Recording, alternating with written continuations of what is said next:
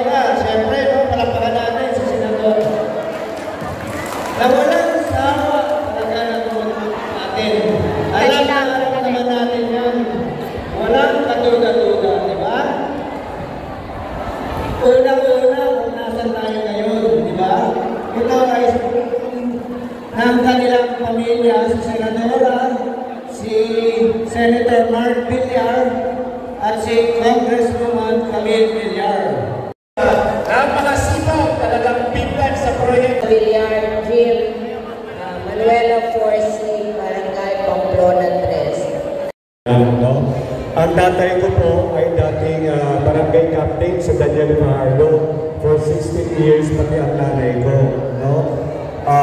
Ako po yung pinanganak din dito sa Las Piñas, so kaya nga ang tawag nila sa akin, ako daw yung doktor ng bayan. Dalawa po.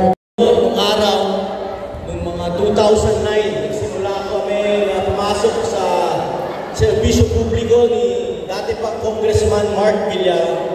Puro basketball lang ang alam namin. Wala pang masyadong nagsasayawan. Eh ngayon parang kukunti na lang ang nagbabasketball. Mas sikat.